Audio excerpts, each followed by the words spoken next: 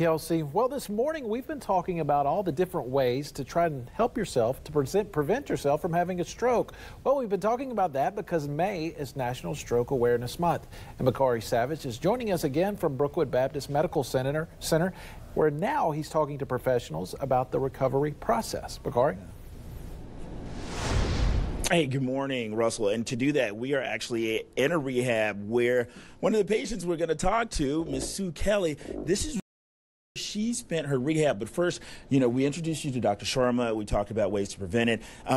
They have an absolutely wild connection even before Ms. Kelly had her stroke. Dr. Sharma, could you explain that quickly? Yeah, well, so Sue, she was watching a movie in the theater and with her sister, and then she became weak on right side, not talking. Her sister noticed it, and they brought her to the hospital, and I was in the theater too. So I have to come in and pull the blood clot out of her brain.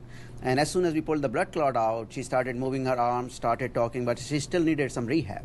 So here she is. She can tell you more about that. Yeah. Yes, and Ms. Kelly, again, you look absolutely wonderful. It's been a year since you had that stroke, so yes. Tell us about your experience. I had excellent care here at Brookwood. I had 3 hours or more during the day with rehab.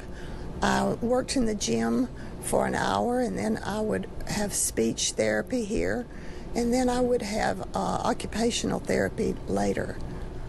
Ms. Kelly, what do you want to tell people about this process, about your experience and, trying to recover from this? Right. After you have the stroke, you feel like you just, I can't describe it. You're at a loss because you didn't know what to do. Mm-hmm. But with the rehab, it gave me incentive that I needed to strive to do the rehab. Mm-hmm. And it brought me back. It looks like a grilling process at first because you're just having to get it up and out of bed and all this, but it's really helpful. Mm-hmm. and it's great to get back to everything and get back to life right after the stroke.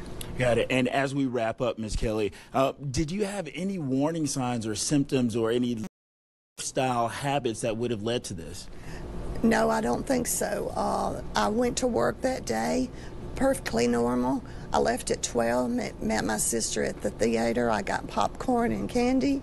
I sat down in the seat, and before I knew it, the movie was over. And I kept having something in my eye, and I felt my face was numb. Mm-hmm. And I didn't realize any of the movie, and I thought, well, did I sleep through all that? Yeah. And then whenever she said, "Are you okay?" and I said, I'm not okay. And fortunately, we were able to get you the care that you needed. Thank you so very much for sharing your story with us. Reporting live, I'm Bakari Savage, WBRC, Fox 6 News, on your side.